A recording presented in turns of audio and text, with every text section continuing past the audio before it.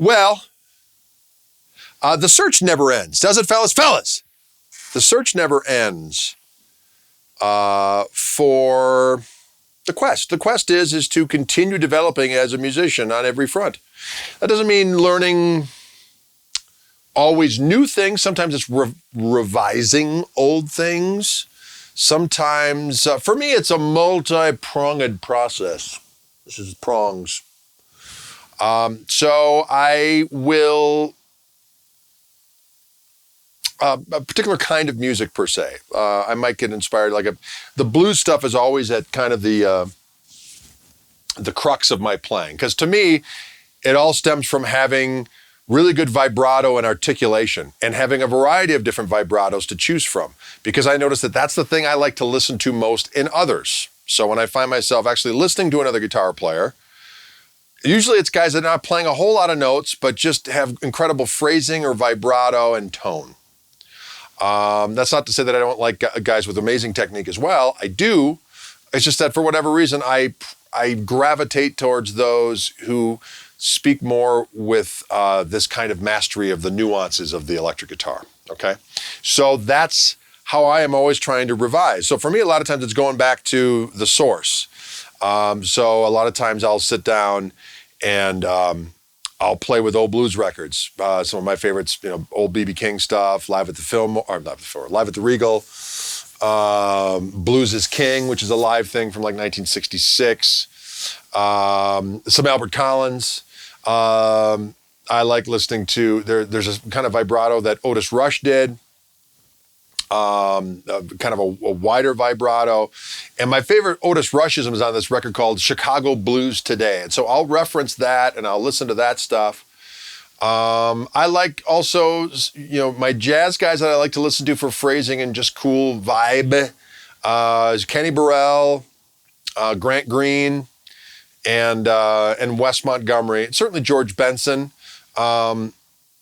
But I really, sometimes if I just want to get into that mindset of having more of a jazzier approach, I gravitate towards Grant Green and Kenny Burrell, simply because they're more blues guys. You know what I mean? They have the jazz knowledge, but they're more blues guys. And that's just kind of how I roll. As far as electric guys are concerned, I might go through a phase where, I'm listening to electric jazz, that is.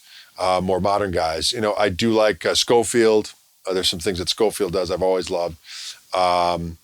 And Mike Stern.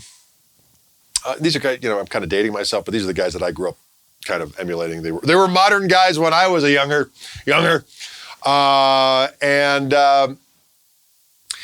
I like, for instance, what's been inspiring me lately? Well, I've gone back and I've listened to, not that I wasn't always into Peter Green, but early on, even when I was in high school and stuff, I gravitated towards the Peter Green stuff that he did with the Blues Breakers, with John Mayall's Blues Breakers, and shortly thereafter, because he had a little bit more of an aggressive tone. And I liked the early Fleetwood Mac stuff, but I didn't really have access much to it, and I kind of preferred more of like the angrier Les Paul sound than the cleaner Les Paul sound. So as of late, I've gone back and I've really gotten into all that early Fleetwood Mac stuff, and not only realized how much I love Peter Green's approach, which is very influenced by B.B. King, as I really got into the other guitar player, Danny Kerwin, who has this real kind of quick vibrato, but not in an unpleasant way. His vibrato is reminiscent of kind of like early pioneers of guitar, like Eddie Lang, and he did Jigsaw Blues, which is Eddie Lang and Joe Venuti song.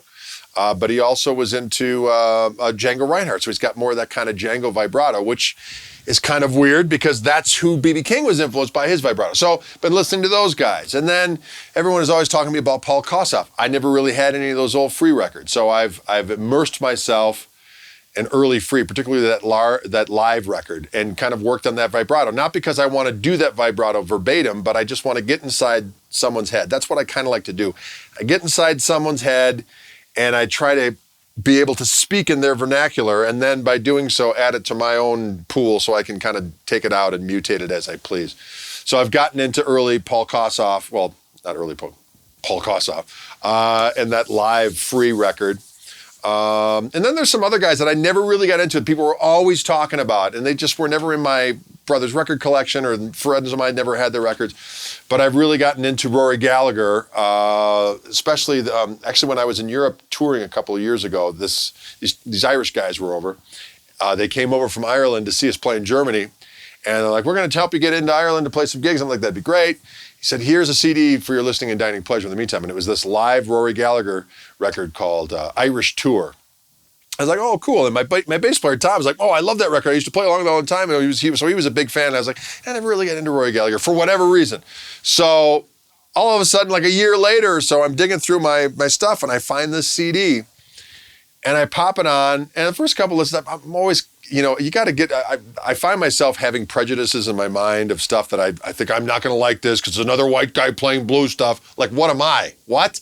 So I got over my, So I got over my prejudice and I started listening. I was like, I really like the tunes. I love his playing. I love his voice. I love his whole thing. So then I found myself immersing myself in Rory Gallagher stuff and really digging that. So I really find that for whatever reason, I had these little prejudices against certain people for whatever reason, and I've kind of gone back and listened with new ears to all of these guys that I didn't enjoy before, and now I just find that I can find value in all the stuff. It's like, it's so weird. The guitar thing is such a weird ego mess. So you got to kind of just get past the ego thing and just enjoy the music for what it is, and that's hard to do sometimes because you always get people kicking you in the shins. What?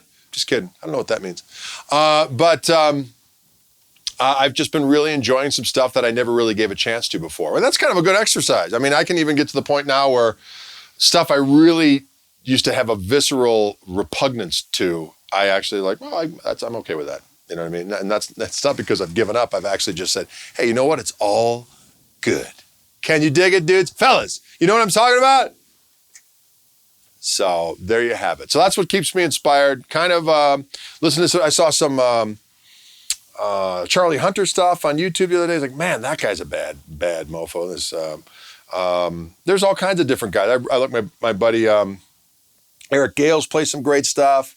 I get inspired by all the different people I know and have heard, and there's room for everybody, and I enjoy it all. So when you have a less kind of restrictive attitude about stuff, you can be inspired by anything.